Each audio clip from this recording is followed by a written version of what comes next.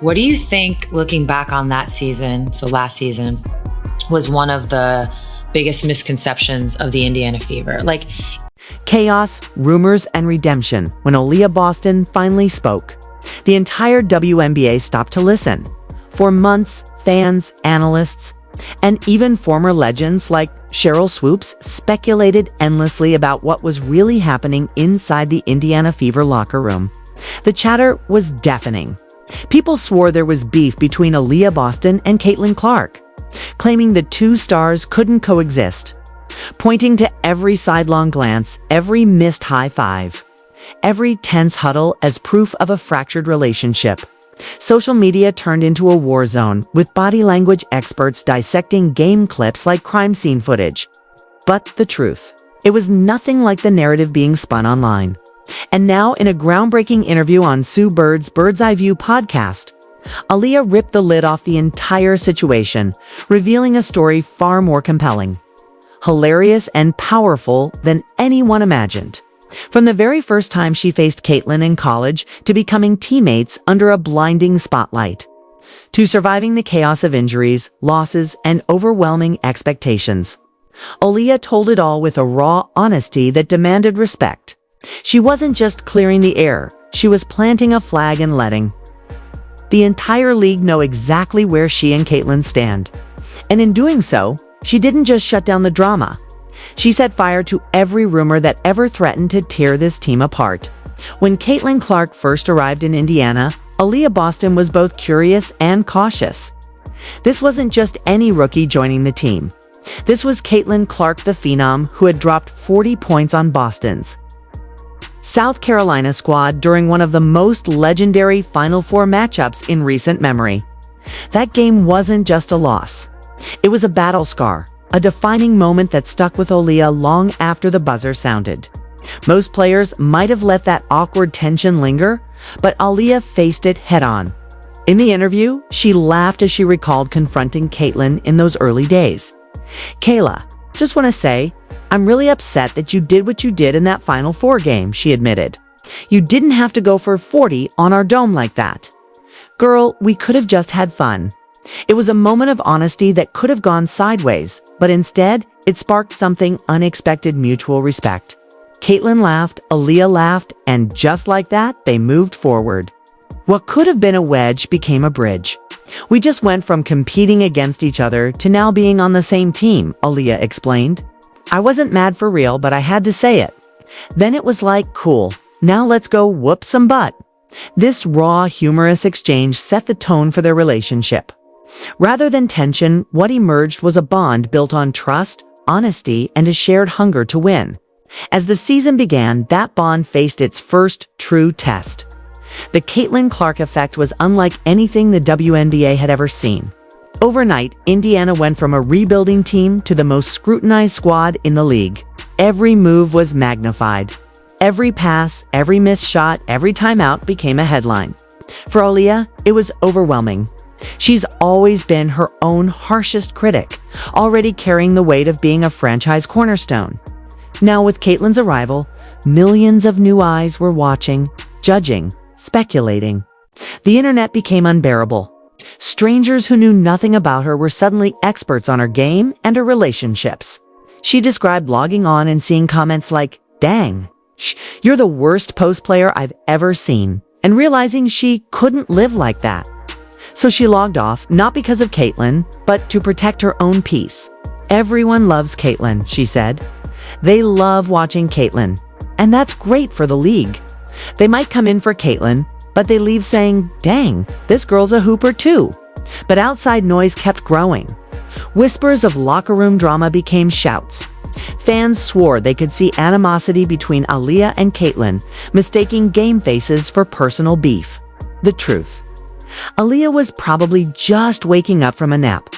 She laughed about it on the podcast, saying, "One time I woke up from a nap before pregame and logged on, and people were saying, 'Oh, they hate each other.' I was like, 'What? Girl, you good?'" Inside the Fever locker room, there was nothing but unity and focus. Outside, the world spun wild narratives. Aliyah didn't just dismiss those rumors, she obliterated them. If we want you to see something, you'll see it. If we don't, you'll never know. That's none of your business.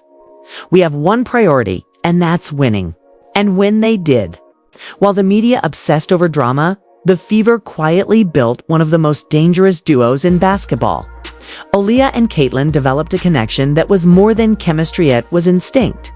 Aaliyah described how she literally watches Caitlyn's eyes to decide her next move in the pick and roll. "Once I see her eyes, I'm there," she explained. "She doesn't have to say anything. I just go." Caitlyn's passing vision and Aaliyah's timing turned Indiana's offense into a lethal weapon, forcing defenses to stretch and scramble. Then came the moment no one saw coming: Caitlyn's injury. For a young team already under immense pressure, losing their star floor general could have been catastrophic. Instead, the Fever doubled down. From the start of the season, their mantra was clear: next woman up. Injuries were inevitable, but excuses weren't. Aaliyah explained how the team adapted, shifting from Caitlyn's fast-paced, free-flowing offense to a slower, more deliberate half-court game. With Caitlyn on the floor, she said, "Be ready to run." Without her, it was about execution, patience, and grinding out possessions. It wasn't better or worse, just different. And mastering both styles made them more dangerous than ever. Through it all, veteran leaders like Kelsey Mitchell, Natasha Howard, Sophie Cunningham, and especially Sydney Colson kept the team grounded. Aaliyah praised Colson in particular, calling her the heartbeat of the locker room. "Everyone thinks Sid is just the funny one," Aaliyah said, "but she knows exactly what to say and how to say it. She keeps us together." That leadership proved invaluable as the Fever battled injuries, skepticism, and relentless pressure. And when the playoffs arrived, all that adversity transformed into fuel. Now, with the Fever locked in a brutal semifinal series against the reigning champion Las Vegas Aces, Aaliyah has emerged as the team's rock. Even with 6 key players injured, Indiana refuses to fold. Stephanie White, their head coach, summed it up perfectly. "Aaliyah isn't just their center. She's their center of gravity. Every game is a war, every possession a fight. But the Fever have never been more dangerous. The world thought we'd break," Aaliyah said. "But we don't break. We bend, we adapt, and then we come back stronger." This season wasn't the story anyone expected. It was harder, messier, and far more dramatic. But as Aliyah Boston made clear, it's also been the most meaningful. She and Caitlin Clark have gone from rivals to partners, from question marks to exclamation points. The drama wasn't real, but the growth was. And now, as Indiana fights for a spot in the finals, they're not just playing to win a series. They're playing to prove a point. The Fever are here, they're for real, and they're just getting started. From doubters to dominators, the Fever's journey from chaos to control has shocked the entire WNBA. What started as one of the most scrutinized experiments in professional basketball has now become a force that no one in the league can ignore. The moment Caitlin Clark's name was called on draft night, the Indiana Fever didn't just get a superstar. They inherited a tidal wave of attention, expectations, and relentless pressure. The so-called Caitlin Clark effect was real, and it was immediate. Season ticket sales exploded. Viewership spiked to unprecedented levels. And suddenly, a team that had been fighting for relevance was thrust under the brightest spotlight in WNBA history. But as Aliyah Boston revealed in her unfiltered interview on Sue Bird's Bird's Eye View podcast, the outside world had no idea how much turbulence came with that rise. While fans were busy celebrating, the Fever were navigating an intense internal challenge, learning how to merge a transcendent rookie with a young, evolving core, all while the media dissected their every move like it was a reality show. From the jump, everyone was watching us, Aliyah said with a mix of pride and exhaustion. Every game felt like a playoff game. Every practice felt like it was under a microscope. It wasn't just basketball, it was a show. And when you're starring in a show you didn't ask for, every misstep becomes a scandal. The early weeks of the season were a crash course in survival. The Fever had to figure out how to integrate Caitlin's game-changing skill set into a system still finding its identity. On paper, it looked simple. Pair one of the best passing guards in basketball with a dominant post presence like Aliyah Boston, and watch the magic happen. But real chemistry isn't built on paper, it's forged in fire. Aaliyah admitted that there were growing pains, not because of personality clashes, but because greatness takes time. People wanted us to click instantly, she explained. But it doesn't work like that. You've got to learn each other, figure out tendencies, figure out trust. That takes reps, that takes games, that takes time. Unfortunately, the outside world wasn't patient. Every missed pass became evidence of discord. Every bad game became proof of dysfunction. Social media turned into a relentless echo chamber of hot takes and conspiracy theories.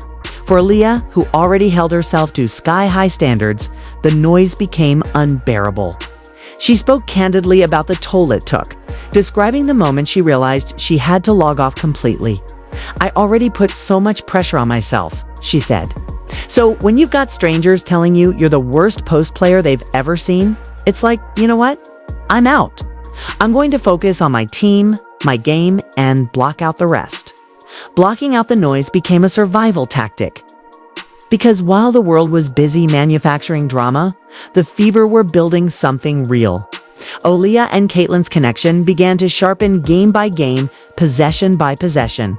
What started as trial and error evolved into a devastating partnership that left defenses scrambling.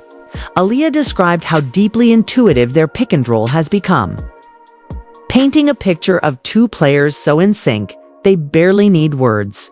"I watch her eyes," Aaliyah explained. "She doesn't have to say anything. I know what she's about to do before she does it." That's how locked in we are now.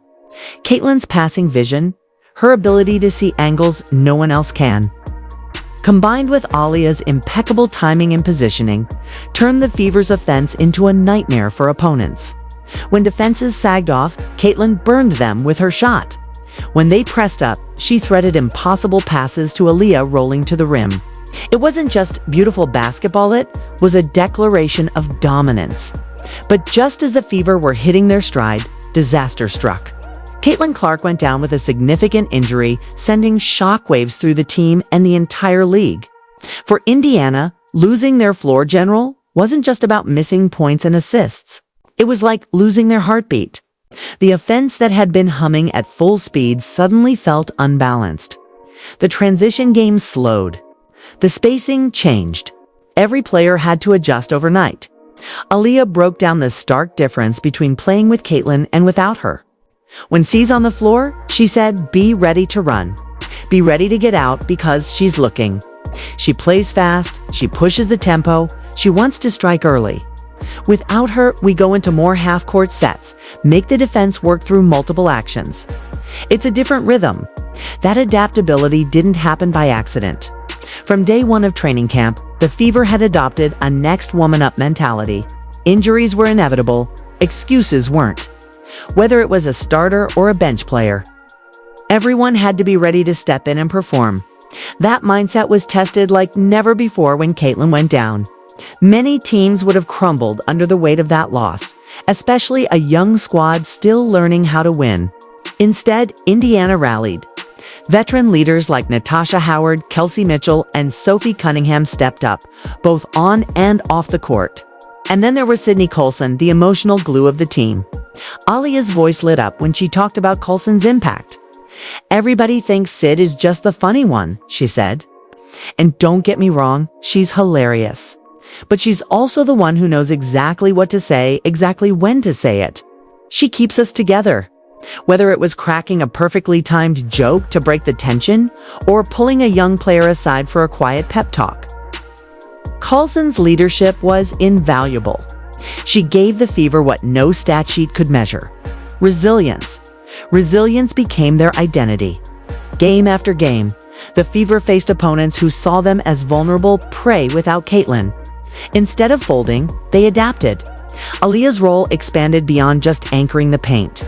She became the emotional center of the team, the one who set the tone with her play and her presence. Night after night, she battled double teams, pounded the boards, and kept the defense locked in, all while carrying the unspoken responsibility of holding the team together. And through it all, she never let the narrative shift to pity. "We're not broken," she declared. "We're building." By the time the playoffs rolled around, the Fever weren't just surviving, they were thriving. Their first-round series against Connecticut was a trial by fire. Game 1 slipped through their fingers as Connecticut's veteran experience took over late. But in Game 2, Indiana fought tooth and nail, nearly stealing the win and forcing a decisive third game. For Aaliyah, the heartbreak of that near upset became fuel. "If we had brought it back to Indy," she said with conviction, "we were going to get it. No question. We had just beat them at home. I know we would have taken it." That belief didn't fade in the offseason, it intensified. It shaped every practice, every film session, every offseason workout. The Fever entered the new year with a new mindset. They weren't the hunters anymore. They were the hunted. That shift wasn't just symbolic, it was real. With Caitlin Clark healthy again, a revamped roster, and the entire basketball world watching, the Fever carried sky-high expectations into the 2025 season. Every opponent circled them on the calendar. Every arena they visited was packed with fans eager to see Caitlin in action, and, increasingly, to witness Aliyah's dominance. But with that attention came pressure. Aliyah didn't sugarcoat it. "It's crazy," she admitted, "but it's also what you want. We want to be in this position. We want teams to come at us with their best shot, because it makes us better." Better came slowly. Early in the season, the Fever stumbled under the weight of those expectations. Injuries piled up. Rotations shifted. Outside critics pounced. But inside the locker room, Aaliyah and her teammates stayed locked in. They understood that greatness isn't linear. It's messy. It's full of setbacks and hard lessons. And every time the Fever were knocked down, they got back up stronger. That mentality came straight from the top, from veterans like Coulson, Howard, and Mitchell, who refused to let the young stars spiral. Aaliyah recounted a moment on a plane ride when she told Coulson how much her leadership meant. "Sometimes I'm trying not to crash out internally," she said with a laugh. "But I hear you. I promise, I hear you." By mid-season, the Fever weren't just finding their rhythm, they were defining it. Even with Caitlin sidelined again, they proved they could win ugly, grind-out victories and adapt on the fly. That adaptability became their greatest weapon as they stormed into the playoffs once more. And when the semifinal matchup with the Las Vegas Aces arrived, the narrative flipped completely. The team that had been dismissed as too young, too inexperienced, too dependent on Caitlin was now standing toe-to-toe with the defending champs. The series was a war. Every game was a battle of wills, a clash of styles, a test of heart. The Aces came in swinging, led by A'ja Wilson's physical dominance and a roster stacked with championship pedigree. But the Fever refused to back down. Even with 6 key players battling injuries, they matched Vegas punch for punch. Aaliyah's performance was nothing short of heroic. She anchored the defense, attacked the glass, and provided steady scoring, all while keeping her teammates locked in emotionally. Stephanie White summed it up perfectly. "Aaliyah is our rock. She's the reason we're still standing." As the series shifted back to Indiana, the stakes couldn't be higher. A trip to the WNBA Finals was on the line. A trip to the WNBA Finals was on the line. When the final buzzer sounds and the lights fade, legends are not defined by trophies alone. They are forged in fire. In moments when everything is stacked against them, and the world expects them to fall. The Indiana Fever know this feeling better than anyone. Their journey to this point has been a relentless battle. Not just against opponents on the court, but against narratives, doubt, and a league that at times seemed determined to see them fail. The Fever were never supposed to be here. They were supposed to be a rebuilding team, a sideshow for Caitlin Clark's star power, a young squad simply happy to be in the mix. Instead, they've become the nightmare no one saw coming. Their rise has been meteoric and messy, beautiful and brutal. At the heart of it all stands Aliyah Boston, the quiet storm who has emerged as both a warrior and a leader, and Caitlin Clark, the generational talent whose mere presence has transformed the WNBA's landscape. Even as Caitlin watches from the bench, still nursing the injury that shook the league. Her fingerprints are on everything this team does. Every fast break that starts with a quick outlet. Every perfectly timed cut. Every roar from the Fever crowd, it's all part of the culture she helped create. Game 3 of the semifinals against the Las Vegas Aces was supposed to be a coronation for the reigning champs. Vegas had swaggered into the series with the confidence of a dynasty. Their roster loaded with MVPs, All-Stars, and battle-tested veterans. A'ja Wilson, their undisputed leader, had been vocal about setting the tone physically. She promised that Indiana would feel the weight of champions every time they stepped on the court. And from the opening tip of Game 1, she backed up those words with a brand of basketball that blurred the line between aggressive and outright dirty. Elbows flew. Hard fouls went uncalled. Vegas players flopped with theatrical flair, baiting refs and igniting tensions. The Aces were determined to rattle Indiana's young core, to bully them into submission. But the Fever didn't flinch. Every cheap shot only seemed to fuel their fire. Every missed call from the referees was met with even fiercer defensive stands, even sharper execution on offense. Caitlin Clark, sidelined, but seated close enough to feel every impact, was visibly seething. Multiple times, cameras caught her leaping to her feet, shouting at refs and barking instructions to her teammates like a coach with skin in the game. She wasn't just a spectator, she was the emotional pulse of the building. When A'ja Wilson delivered a particularly hard foul on Aaliyah in the second quarter, sending her crashing to the floor, Caitlin's reaction was explosive. She slammed her hands on the scorer's table, her face a mix of rage and determination as the arena erupted in boos. That moment was a turning point. The Fever stopped playing like a team trying to survive and started playing like a team ready to take what they deserved.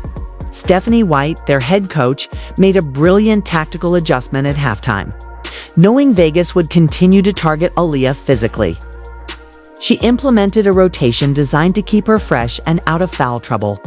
At the same time, the Fever's guards ramped up the pace, pushing the ball at every opportunity to prevent the Aces from setting their defense.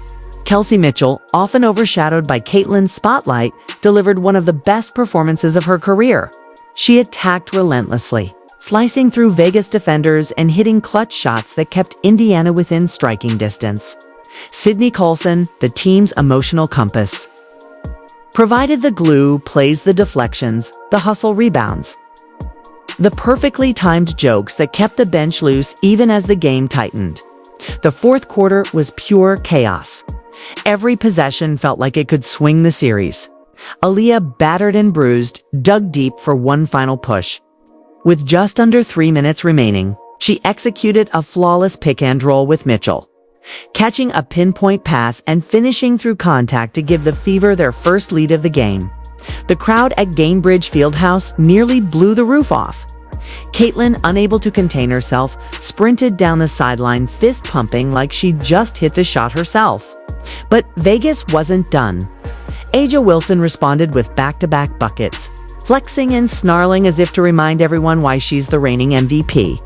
The tension reached a fever pitch, literally and figuratively. Then came the play that will live in Indiana basketball lore forever. With 18 seconds left and the Fever trailing by 1, Stephanie White called a timeout to set up the final possession. Everyone in the arena assumed the ball would go to Mitchell or Aaliyah. Instead, White drew up a misdirection play designed to free Lexi Hall, the unsung hero of the playoffs. As the clock ticked down, Mitchell drove hard to the right, drawing Vegas defenders like moths to a flame. At the last possible moment, she kicked the ball to the corner, where Hall was waiting, wide open. She didn't hesitate. She didn't think. She just rose up and let it fly. Swish! The building exploded. Caitlin leaped into the air, screaming so loud it nearly drowned out the roar of the crowd. Aaliyah collapsed to her knees, overcome with emotion. Hall was mobbed by her teammates as Vegas frantically called timeout with 6 seconds remaining. The Fever had taken a 2-point lead, but the job wasn't done. The Aces still had one last shot to extend their reign. The final defensive stand was a masterclass in discipline. White instructed